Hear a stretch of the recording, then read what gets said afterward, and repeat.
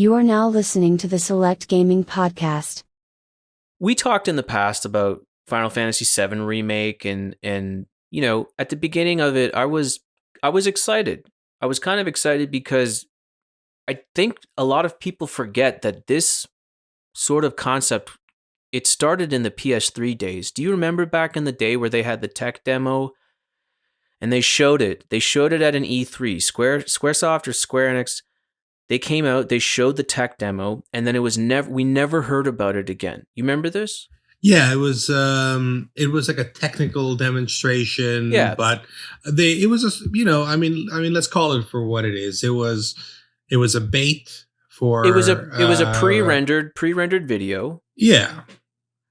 Showing Cloud jumping off of the train, and then that was it. It ended on his face, and then that was it. And then, like, for the longest time, you know, we were like, okay, we're getting a Final Fantasy VII remake for the PlayStation 3, and then it kind of disappeared, and then in 2020 we finally got it, but we didn't actually get a Final Fantasy VII remake. We kind of got the first chunk of a big game, which I don't know what it's going to turn into in the end. No, that's not clear. And it also felt like when the remake was at least being teased, or at least in sort of popular imagination during the PS3 era, the beginning of the PS3 era, that it was going to come out, there seemed to be like a bit of momentum around revitalizing the world of Final Fantasy VII. I mean, you had the films as well. Don't forget that were coming out around that time period. So You could have imagined that actually remaking Final Fantasy VII wouldn't have been that much of a jump, given that they would have had all the assets. Except we also know that like Square had a lot of difficulties, like developing Final Fantasy 13. They tried to create a whole new engine, and that bogged down their time. But yeah, we don't know what this new Final Fantasy VII, what the arc of it is going to be. It's they're not remasters in the proper sense of how we like the Uncharted remasters. They are proper remakes. So we sort of wonder what's sacrosanct in this series now, and what the next one's going to look like. So, like, as of late, it seems. I'm going to tell you probably what they're going to do. I think it would be dumb if they did anything more than 3 like incarnations of this thing. It's probably going to be, because Final Fantasy VII had 3 discs, right? So I think if they were going to be smart about it, they'd be like, you know what, we're going to do this in 3 installments, and then that's it. We're going to end it here. We're not going to do a 4th and a 5th or whatever. So it's like they recently they showcased a second trailer. And where it seems to start is it starts with Zack, it starts with Cloud, it starts with Sephiroth, very similar to sort of the stuff that you saw in the second disc. I just think they're doing weird shit, man. Like, they threw Yuffie in with the what do they call it? The remake Intergrade. What's it called? I gotta look it up. Crisis Core. No, that was another game, but they did. Yuffie goes to Midgar, and she never went to Midgar. So they're doing other stuff, and the problem I have with this is that I know that it's solely to just it's DLC. They just want to make some new story to get people to buy it, but it's like, I guess the thing with this is it's kind of like the end game for Squaresoft, and I feel like after this, because they've kind of just become a Final Fantasy VII factory, it's like what's next? Are they going to do an 8? Are they going to do a 9? Like how far are they going to go here with I guess the older Final Fantasies here? Are they going to remake everything? Well, the thing is, they already have remade everything. That sort of has, they've done. It's been the history of modern Square Enix is the history of recapitulating Final Fantasy games on different consoles and in different forms. There was the ones. There was the Final Fantasy Chronicles that came out on the PlayStation 1. Then on the GBA, there was the Final Fantasy 1 and 2 Advanced and the Dawn of Souls version. There was the ones on the PSP, which were visual upgrades and using orchestrated music rather than chip tunes. Then there was Final Fantasy III that finally got its sort of North American release, like the proper Final Fantasy III, in a sort of really ugly, if I have to be honest, version for the Nintendo DS. And then they did the mobile remasters and the versions for the PCs. I mean, you know, it's and now and maybe we could talk about this. There's also the pixel remasters that they're coming out for, and the sort of dead drop in the middle of the night for pre-orders that, you know, annoyed most Final Fantasy fans. So Square Enix is just you know, it's a machine for pumping out new ways of selling you Final Fantasy. So I don't know whether or not we were naive, maybe, into thinking that Final Fantasy VII would be any different. And maybe I'm naive now. Final Fantasy VII, people have been begging for it to be remade, right? Like that's the thing. Everyone's been talking about it. Because it stemmed from seeing that sort of tech demo or that thing. It was like they teased people, and then it disappeared, and then it was like this sort of, you know, this unicorn where people kept talking about it, and it's like, it's gonna happen. There was even a point where I was like, it's not gonna happen, guys. Like there is no way that it's happening. And then they kind of did it. But this is kind of like a perfect example of like, be careful what you wish for, because it's like I played the demo. And dude, it's decent. Like the graphics are great. They did a great job. Voice acting is so. The problem is, it's like, I'm never going to play this game. I have zero interest to play this game. If I'm going to devote any time to Final Fantasy VII, it's going to be the original, like playing it like either through the Sony store or like on my Raspberry Pi. It's like, I don't know. I have no interest, and it's like, it doesn't really feel like it's my Final Fantasy VII. So it's like, I don't really know who it's for. I think it's for a newer generation, but it's just funny because like, this is something that I wished for the longest time. And now that it's here, I don't care. And it's just like, I saw the second trailer and I'm like, I don't like, where are you guys going with this? So you know that I'm on record, at least in our own personal conversations, for believing that Final Fantasy VII is the fourth best Final Fantasy of the PlayStation 1 Final Fantasies. Say your favorite Final Fantasy right now, and I think I know it. Well, my favorite Final Fantasy is Final Fantasy 9. Okay, I was going to say. Yeah. Then 8, then Tactics, and then 7. Like that is the definitive. Wow. Yes. Man. Okay. That is the definitive order of PS1 Final Fantasies. Get in the comments. But so naively, I would say that if any game needed a remaster, it would be 8 or 9, because actually we've had Tactics already. We had it on the PSP, the Final Fantasy Tactics War of the Lions. Final Fantasy VII never really needed that remake. If you want to know the honest truth about it, in my opinion. I don't think so either. I just want you to have a think, though, about the type of commitment that you would be required to undertake if you wanted to play the entire trilogy of Final Fantasy VII remake titles, we're assuming. I mean, is there any guarantee that Final Fantasy VII Part 2 is going to come out for the PS5? It's not going to come out for the PS4. We can say that pretty definitively. And then are we talking that the third Final Fantasy VII game has to come out on the PS6? Like, what are we talking about? Like, Square isn't known for its quick turnaround of games, right? No, I think what's going to happen is with this second installment, it's probably going to be PS4, PS5, and then what's going to happen is the last one will probably be for the the next one and last one. This is just all hypotheticals here. It's going to be for the PS5 and the Xbox, the new Xbox. And then you're going to get something interesting where they're probably going to resell it. And 2 years after, they're going to be like, "Oh no, guys, here's the box set with those 3 installments. Now this is the definitive box set, and all you suckers who you bought it individually like a serf, you're gonna buy the box set now, and they're gonna resell it again.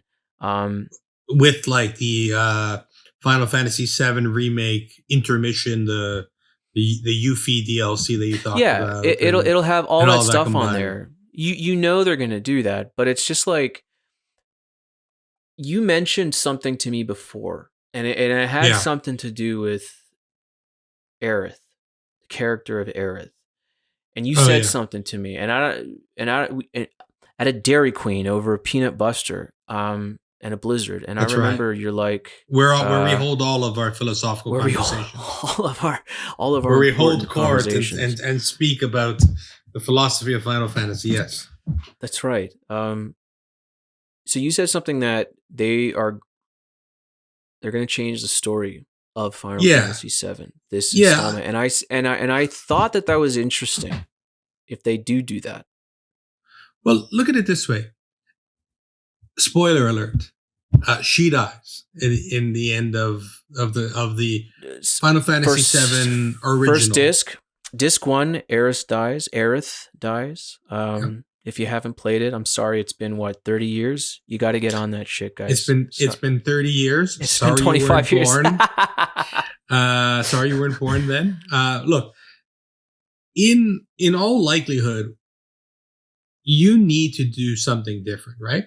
Because think of the sort of build up that's happening. Like the gameplay to the remake is not the Final Fantasy VII gameplay. It's just not. Like the turn-based element, it's a different game, man. Yeah, it's a totally different game. It's a different experience. So that's out of the door already. So as you build, you've got to build towards something, right? Surely.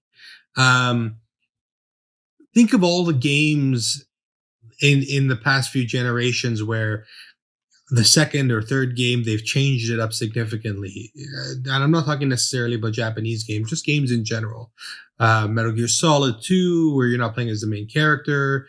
Halo 2 did a similar thing whereas you play as the Arbiter rather than Master Chief.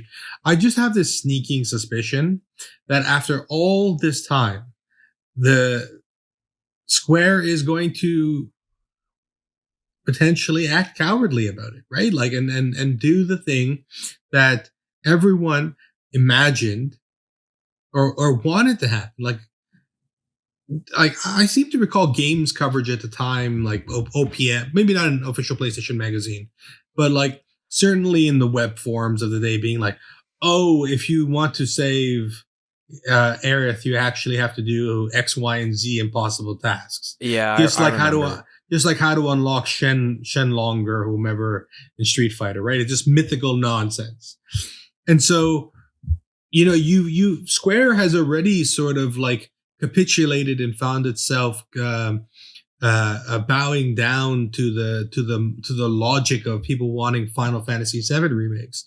Why wouldn't they also bow down to the logic of changing the canonical story? They've already changed the canonical gameplay. I think they will.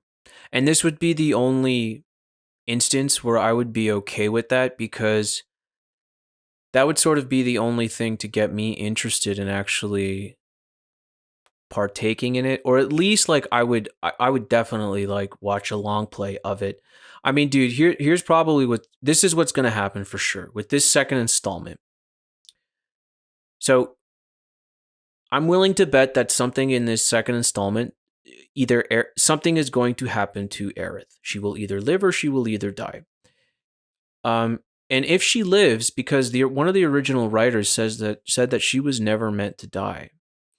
He actually, so the character of Aerith died because at the time that he was writing the game and they were working on the game, his mother actually passed away. I'm sorry, I don't have his name right now. Maybe we'll put it in the description after or whatever. But like, one of the writers, his mother actually passed away, and the feelings that he had when he was writing it, he's like, this doesn't feel real because life is not like this. People that you love, people that you care about, they actually die. And he was like, he just decided to incorporate what he was going through into the game, and they just kind of went with that. And so that was something from him. That was something from It his was personal. it was Hironobu Sakaguchi.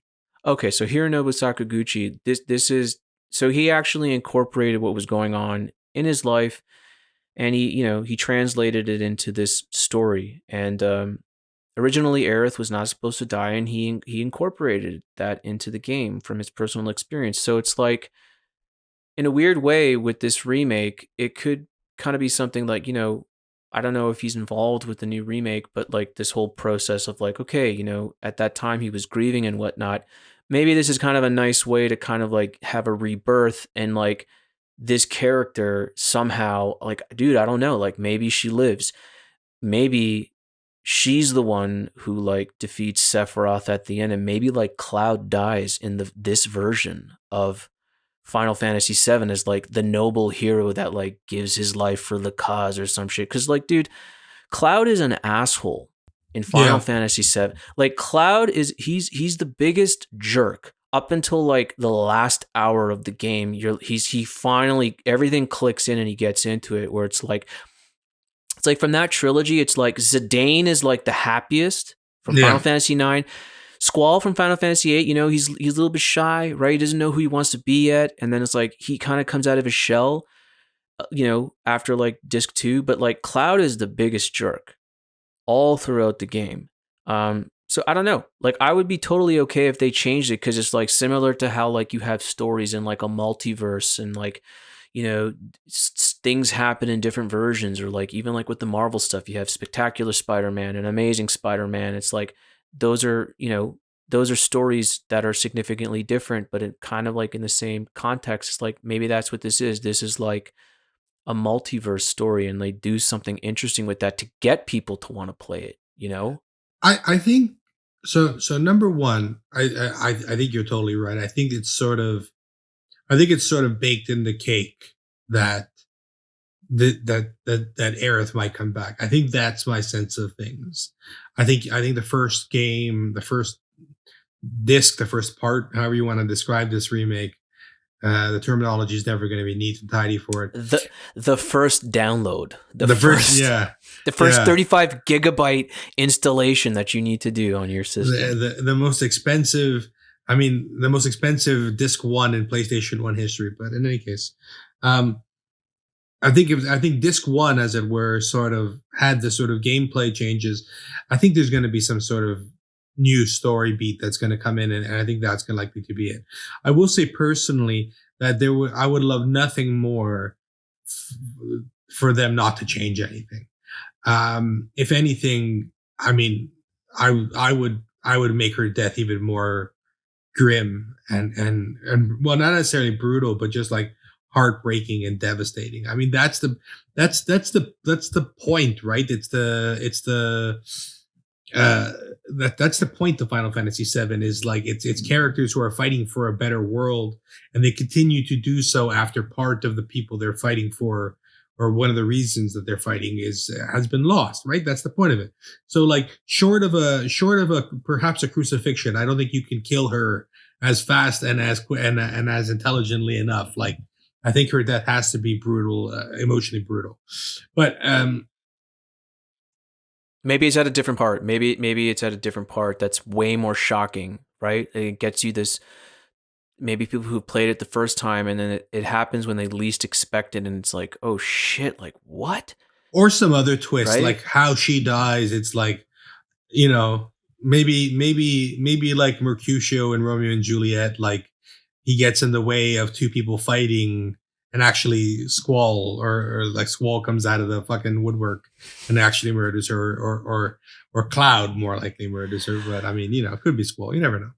If they're brave, if they're smart, they will do something significantly different. And it's like, I think the thing that people got to remember too, and like we'll move on to the other Final Fantasy stuff that you want to talk about after this, but it's like we haven't seen Sid, we haven't seen Vincent Valentine, we haven't seen they didn't even put Kate Sith yet. I don't know, man. It just feels like there's a lot more to do. And if they're smart, they will sort of do like a multiverse or a reimagining instead of like just a straight remake, which is just, it's very lazy if they do that. So, I guess my sort of only sort of concluding thought is that this is not a remake I ever asked for. It's not a remake that I ever thought was a good idea for them to do. I thought that if they were going to do it, that they ought to have just started from the beginning, re-rendered everything, recreated the assets, and just remastered it. Just bump up the resolution. Like a good remaster. Like something that's future proof, like 4K the hell out of it, right? Right. And just don't put any voiceover, just clean it up, unify the look, right? Because it's like, you remember when you're doing the battle thing, it's like they look like humans, and then when you go back to walking in the real world, they look like, friggin' Popeye characters, right? Yeah, like Rayman with like arms that are just balls and stuff like that. Yeah. Yeah, so they should. So I wish that they had never done this. But now that they've done this, then do whatever. Just do whatever, right? Like go crazy. Like now is the time.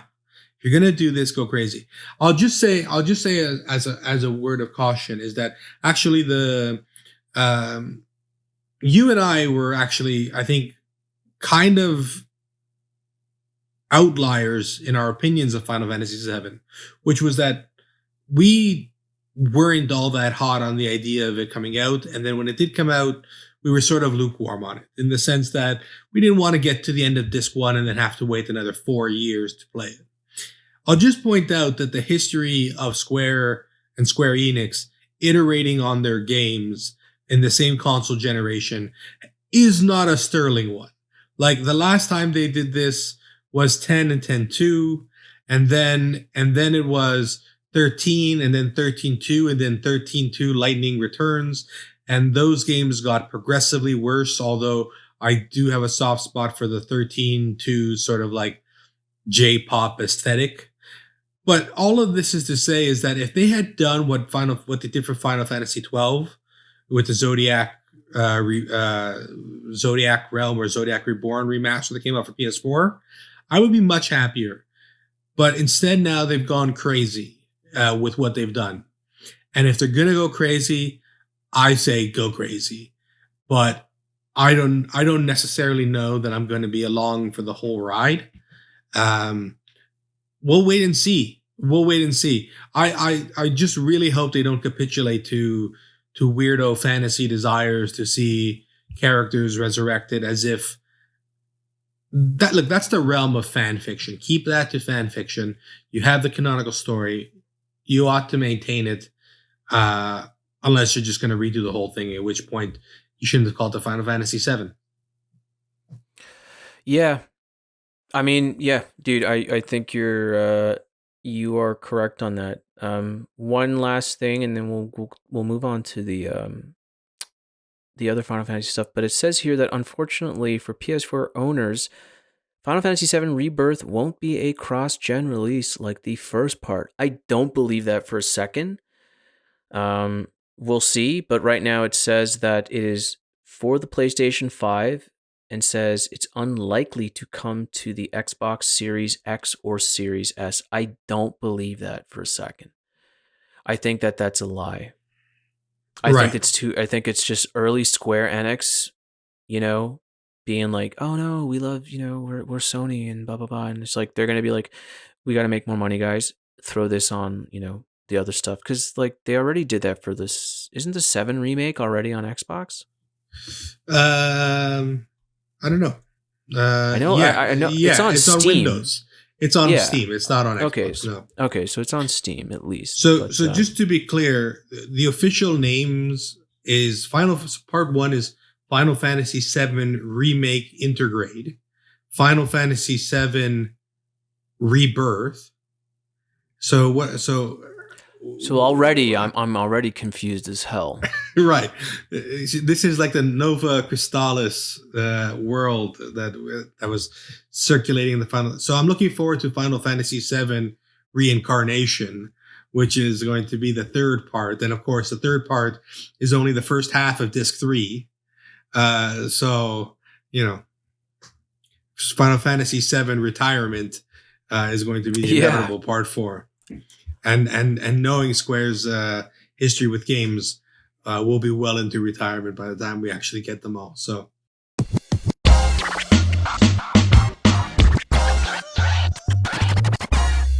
Thank you for tuning into the Select Gaming Podcast. Like, share, and subscribe. We create videos for the Select Gaming that are guided by our personal interests, and your support makes that possible.